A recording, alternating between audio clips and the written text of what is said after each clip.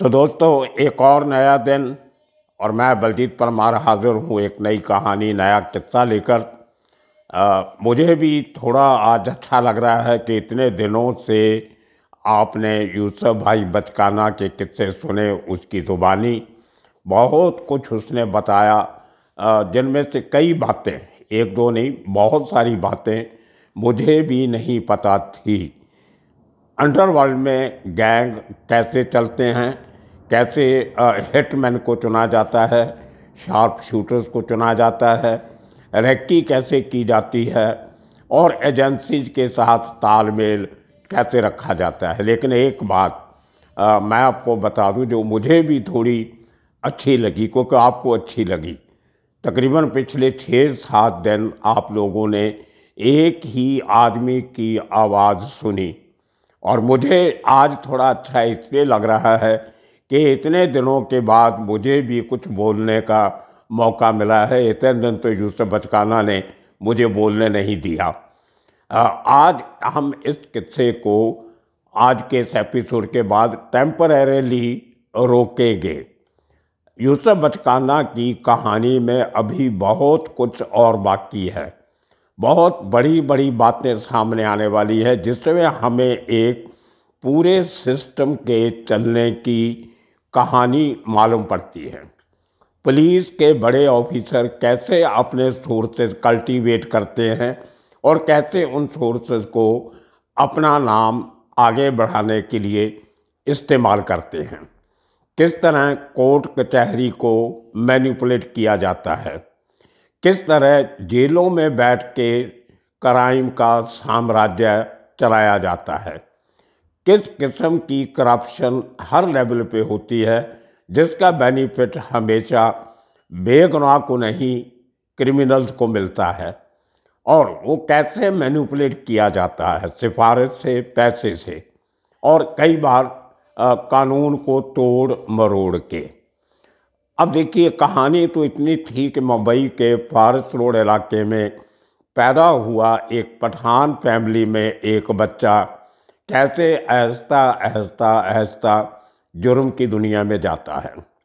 मैं जो बात कर रहा हूँ आने वाले दिनों में कुछ अजीब थोड़े हट के एपिसोड बनाने की, उसमें मैं कोशिश करूँगा making of a hitman. Underworld के बहुत सारे वो लोग जिनको कोई जानता नहीं था, जिनका क्राइम पेशा नहीं था, कैसे वो इस दलदल में फंसे और कैसे कैसे उनका इस्तेमाल किया गया। वो लड़के जो छोटे मोटे काम करके कुछ और भी बन सकते थे, उन लोगों के हाथ में खतरनाक हथियार आ जाते हैं और वो एक दिन हिटमैन बन जाते हैं। और जबकि हम कहते हैं कि हमने ज़िंदगी में एमए पास किया, बीए पास किया, पीएचडी किया, एमबीए किया, एमबीबीएस किया, इन लोगों की भाषा में वो आ जाता है कि मैंने इतने मर्डर किए, इतनी किडनैप की, इतने लोगों को मौत के घाट उतारा। तो ये क्यों होता है? क्या क्या मजबूरियां होती हैं इन लोगों की?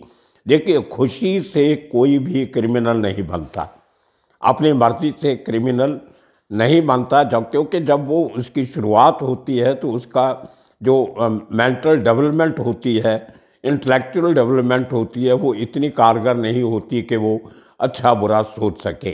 ये यंग उम्र में जो आदमी एक रास्ते पे चल पड़ता है, पूरी उम्र उसी रास्ते पे चलता रहता है और आखिर में एक स्टेज आती है जब वो निकलना चाहता है तो निकल नहीं सकता। इसको कहते हैं चक्रव्यूह। उसमें अंदर जाने के रास्ते तो बहुत हैं, बाहर निकलने का रास्ता नहीं है।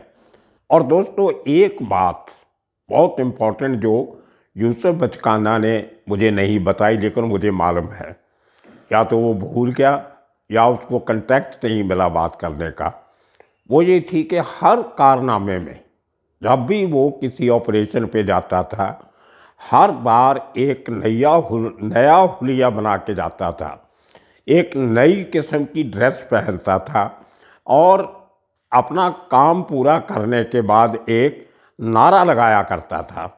जैसे किसी को मर्डर करने के लिए कभी तो वो डॉक्टर के कपड़े पहन लेता था, सफ़ेद कोट और गले में वो स्टेथोस्कोप लगा लेता था, कभी वो वकील बन के जाता था, किसी ऑपरेशन में वो डाकिए की यूनिफॉर्म पहन लेता था, किसी ऑपरेशन में टैक्सी ड्राइवर की या ऑटो ड्राइवर की यूनिफॉर्म, किसी ऑपरेशन में वो सरदार बन जाता था दाढ़ी रख के पगड़ी बांध के, और किसी ऑपरेशन में वो तिलक विलक लगा के पंडित बन जाता था भगवे कपड़े पहन के।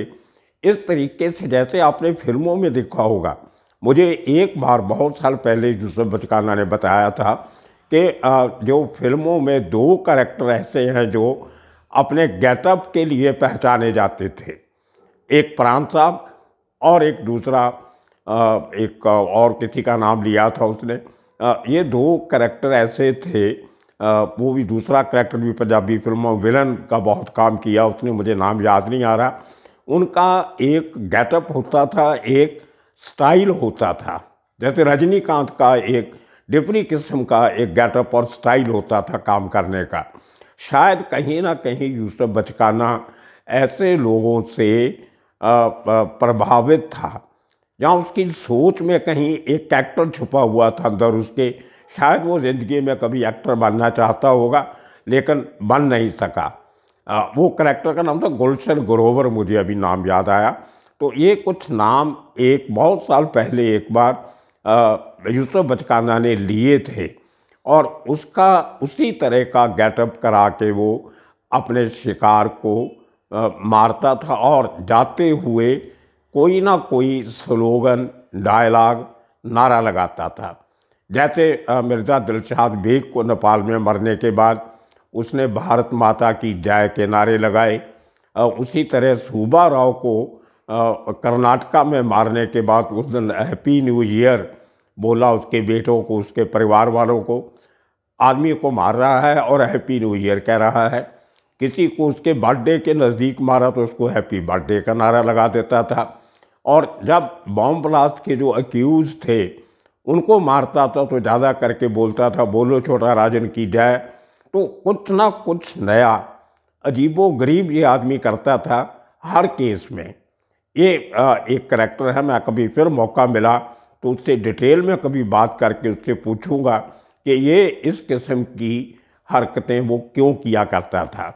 शायद इसी करके उसका जो एक बिहेवियर था, ये कितना खतरनाक काम करने जा रहा है और डाकिया बन के जा रहा है, शायद कहीं इसीलिए उसको बचकाना तो नहीं कहते थे। तो इस किस्म की और बहुत सारी बातें अभी जो बाकी हैं यूसुफ बचकाना से करने वाली, वो आने वाले दिनों में मैं कोशिश करूँगा किसी तरह दोबारा राब्ता कायम करके वो सब बातें पूछी जाएंगी। तो मेकिंग ऑफ ए हिटमैन में मैं कुछ बड़े जो शार्प शूटर थे उनकी बहुत सारी जानकारी मैंने इकट्ठी की है पिछले दिनों में। आने वाले कुछ दिनों में उनकी सीरीज़ जो बातें आपने आज तक नहीं सुनी होगी, नाम सुने होंगे लेकिन कारनामे नहीं सुने होंगे, एक एक माइन्यूट डिटेल वो काम उन्होंने कैसे किया, क्या क्या उसके लिए उनको करना पड़ा, कितने दिन, कितने हफ्ते, कितने महीने एक टारगेट को निशाना बनाने में लगे और उसके लिए उन्होंने कमाया क्या। तो दोस्तों ये कहानी थी यूसुफ बचकाना की। उसकी अपनी ही नहीं, उसके जैसे सैकड़ों ऐसे लोगों की कहानी है जिनकी ज़िंदगी उसी तरह से शुरू हुई और उसी तरह से चल रही है जिस तरह से आज यूसुफ बचकाना की चल रही है। देखिए वो शख्स जिसके ऊपर 41 केसेस चल रहे हैं जिनमें से 33 मर्डर के हैं। भले वो लोग मरे जिन लोगों का बॉम्ब ब्लास्ट में हाथ था या कोई ना कोई रोल था, लेकिन उसका तरीका कुछ और भी हो सकता था। कानून की तरफ से उनको सज़ा मिल सकती थी। वैसे भी ब्लास्ट एक्यूज़ के 100 से ज़्यादा लोगों को सज़ा हुई है, इन लोगों को भी हो सकती थी। इसके पीछे जो एक बहुत बड़ा एक पॉलिटिकल, रिलीजियस, सोशियो इकोनॉमिक जो एक साजिश चलती है उसको डिटेल से स्टडी करने की बहुत ज़रूरत है। और यूसुफ बचकाना ने उसमें से बहुत सारी बातें हमें बताई हैं और अभी बहुत कुछ उससे निकालना बाकी है। तो आज के दिन में यूसुफ बचकाना की समस्या ये है, वो शख्स जो अपने तरीके से खुश है कि उसने छोटा राजन के साथ मिलके देश के गद्दारों को मारा। लेकिन आज वही लोग जिनके कहने से इन्होंने ये काम किए थे वो उनकी मदद के लिए नहीं उतर रहे हैं। बहाना ये है कि कोर्ट के मामले में हम दखल नहीं दे सकते। वही एजेंसी वाले जो एक ज़माने में इनको इस्तेमाल करते थे, आज इनको छोटी मोटी फैसिलिटी के अलावा कोई मदद नहीं हो रही। आज के दिन में यूसुफ बचकाना पिछले अंदाज़ा लगा लिए 2004 से जेल में है, तो समझो 18 साल उसको जेल में हो गए। जो उम्र कैद हुई है वो सिंपल उम्र कैद हुई है, वो कि ताउम्र वाली उम्र कैद नहीं है। वो उम्र कैद जो 14 साल गिनी जाती है और छुट्टियाँ वुट्टियाँ निकाल के 11 साल में आदमी छूट के घर आ जाता है, वो सज़ा यूसुफ बचकाना को हुई है, वो भी कॉन्स्पिरेसी केस के नीचे 120B के नीचे। तो अभी तक वो जो 11 साल में इसको बाहर आना चाहिए था, जो उसका कहना है, अभी 18 साल के बाद भी वो बाहर नहीं आ पा रहा, क्योंकि एक सिस्टम जिसके खिलाफ उसने काम किया था, वो लोग जिनके साथ इसने दुश्मनी हो गई थी ये सब काम करते करते, वो लोग आज के दिन में बाहर बैठे हैं और बहुत असर रसूख वाले हैं, पैसे वाले हैं, पॉलिटिकली वेल कनेक्टेड हैं और एजेंसी में भी उनकी पहुंच है। वो लोग वो लीगल दांव खेल रहे हैं कि किसी तरह यूसुफ बचकाना को जेल में ही रखा जाए। और जब कभी उसके वकील उसकी ये दलील लेके कोर्ट में जाते हैं कि 18 साल हो गए, आप मुझे छोड़ क्यों नहीं रहे, तो वहाँ पे कानून की, सरकार की तरफ से, डिफेंस की तरफ से दलील होती है कि इसके ऊपर अभी और भी केस बाकी हैं, इसलिए इसको अभी छोड़ना खतरे से खाली नहीं। तो अब देखते हैं कि यह कानून की लड़ाई कितनी लंबी चलती है। लेकिन वो शख्स आज जेल की चार दीवारी में बैठा है, उसका परिवार उसके साथ नहीं है, उसके बच्चे उसके साथ नहीं हैं, अपनी फैमिली से दूर आज अपने आप को अकेला महसूस कर रहा है। ये एक ट्रेजेडी होती है, ह्यूमन ट्रेजेडी जिसको हम बोलते हैं, कि आप बाहर से कुछ भी हो, अंदर से कहीं ना कहीं आपको एक दर्द रहता है, एक सदमा रहता है कि मैं अपने लोगों के बीच में क्यों नहीं हूँ। तो ये एक बहुत बड़ी सामाजिक सोच है। हम एक उम्र में कर तो बैठते हैं जो हम सोचते हैं सही है या गलत है, लेकिन एक समय वो आता है जब आपको घर की याद आती है, तब जेल की चार दीवारी और उसकी दीवारें आपको खाने को दौड़ती हैं, अकेलापन आपको सोने नहीं देता और आपका बाहर का जो डेमिनर है, आपका जो करैक्टर है, वो आपको रोने नहीं देता। तो आप किसी ना किसी तरह दिन कटी कर रहे होते हो जो बहुत ही तकलीफ देह होती है। बाहर बैठा आदमी भले गरीबी में हो, गुर्बत में हो, खाना मिले ना मिले, लेकिन एक तसल्ली तो ये होती है कि वो आज़ाद है, वो एक पंछी की तरह उड़ान भर सकता है, उड़ारी लगा सकता है। लेकिन जेल की चार दीवारी में अकेलापन, सनसनापन आपको खाने को दौड़ता है। तो ये एक ट्रेजेडी है जिसके अंदर से आज यूसुफ बचकाना निकल रहा है। कब वो कानूनी लड़ाई लड़के कामयाब होगा बाहर आने के लिए, ये तो पता नहीं। लेकिन एक जो बात वो बार बार कहता है कि उसने जो भी काम किए वो एक अपने जो छोटा राजन और उसका जो गैंग का लीडर था, उसका वो जो सरगना था, उसके कहने पे और एजेंसीज के कहने पे, जहाँ उनकी सलाह से, जहाँ उनकी जो पीठ थपथपाई जा रही थी उसके चलते किए हैं। और उसको एजेंसी जो हैं आज के दिन में उसको बाहर नहीं निकाल रही हैं, ये उसको ऐसा लगता है। अब देखो कानून की लड़ाई कब तक चलती है। आने वाले दिनों में इसी किस्म के कुछ और बड़े लोगों से, जिन्होंने अंडरवर्ल्ड बहुत करीब से देखा है, उनकी बातें करेंगे। और एक बात जो यूसुफ बचकाना से मैं करनी चाहता था, मेरी नहीं हो सकी, वो थी हथियारों की सप्लाई की। अब देखिए कि अंडरवर्ल्ड में इतने सोफिस्टिकेटेड हथियार आते हैं, AK-47, कार्बाइन, 9mm के पिस्टल, ऊजी गन, लेज़र गन्स, इस किस्म के हथियार और हर किस्म के बोर की गोलियां, हैंड ग्रेनेड भी मिल जाते हैं। तो ये जो एक बहुत बड़ा एक मिसिंग लिंक होता है क्राइम की कड़ी में, वो बात अभी तक सामने नहीं आ रही, क्योंकि यूसुफ बरकाना ने 3-4 बार इस बात का जिक्र किया है कि मुझे AK-47 भेजी गई, 455 के कारतूस भेजे गए, उसके बाद 38 बोर का पिस्टल भेजा गया।